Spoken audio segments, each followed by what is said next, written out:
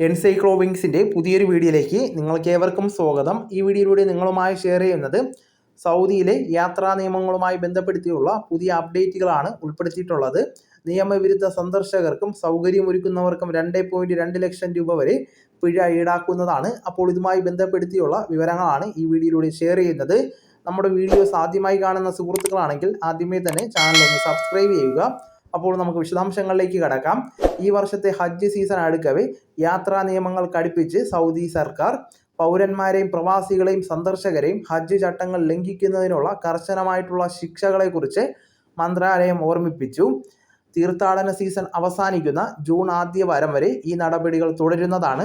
സാധുവായ ഹജ്ജ് പെർമിറ്റ് ഇല്ലാത്ത തീർത്ഥാടകരെ കൊണ്ടുപോകുന്ന ഏതൊരാൾക്കും 10,000 സൗദി റിയാൽ അല്ലെങ്കിൽ ഏകദേശം 2.3 ലക്ഷം ഇന്ത്യൻ രൂപ പിഴ ചുമത്തേണ്ടി വരുമെന്ന് ടൂറിസം മന്ത്രാലയം വ്യക്തമാക്കി.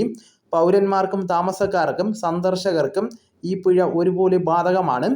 പെർമിറ്റ് ഇല്ലാതെ ഒന്നിലധികം തീർത്ഥാടകരെ കൊണ്ടുപോകുന്ന വ്യക്തികൾക്ക് ഓരോ നിയമലംഘനത്തിനും പ്രത്യേകം പിഴ ചുമത്തേണ്ടി വരുമെന്നും മന്ത്രാലയം മുന്നറിയിപ്പ് നൽകി. ഉദാഹരണത്തിന്, ലൈസൻസ് ഇല്ലാതെ 15 തീർത്ഥാടകരെ ആരെങ്കിലും കൊണ്ടുപോവുകയാണെങ്കിൽ അതിനനുസരിച്ചുള്ള പിഴ നിങ്ങൾ അടയ്ക്കേണ്ടി വരുന്നതാണ്. നിയമലംഘകർക്ക് 15 ദിവസം വരെ തടവ് ശിക്ഷയും അനുഭവിക്കേണ്ടി വരുന്നതാണ്. നിയമലംഘകരെ നിയമവിരുദ്ധമായിട്ട് കൊണ്ടുപോകുന്ന വാഹനങ്ങൾ കോടതി കണ്ടുകെട്ടുന്നതാണ്. മറ്റുള്ളവർ നിയമം ലംഘിക്കുന്നത് തടയുവാനുള്ള മാതൃക നടപടിയുടെ ഭാഗമായി നിയമലംഘകരുടെ പേര് പരസ്യമായി വെളിപ്പെടുത്തുമെന്നും അധികാരികൾ വ്യക്തമാക്കി.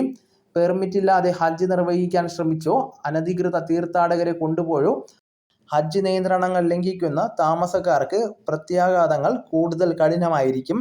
സൗദി നിയമം അനുസരിച്ച് ശിക്ഷ അനുഭവിച്ചതിന് ശേഷം കുറ്റവാളികളെ നാടുകടത്തുകയും ഒരു നിശ്ചിത കാലയളവിലേക്ക് രാജ്യത്ത് വീണ്ടും പ്രവേശിക്കുന്നതിൽ നിന്ന് വിലക്കുകയും ചെയ്യുന്നതാണ്. ഹജ്ജ് സീസൺ അടുത്തതിനാൽ മക്കയിലെ എല്ലാ ഹോട്ടൽ താമസ സൗകര്യങ്ങളിലും സാധുവായിട്ടുള്ള ഹജ്ജ് പെർമിറ്റോ നഗരത്തിലെ ജോലിക്കോ താമസത്തിനോ അംഗീകൃത എൻട്രി പെർമിറ്റോ ഇല്ലാത്തവരെ പ്രവേശിക്കുന്നതിൽ നിന്നും വിലക്കിയിട്ടുണ്ട്. ടൂറിസം മന്ത്രാലയം പുറപ്പെടുവിച്ച ഈ നിർദ്ദേശം ഏപ്രിൽ മാസം 29 മുതൽ പ്രാബല്യത്തിൽ വരുന്നതാണ്.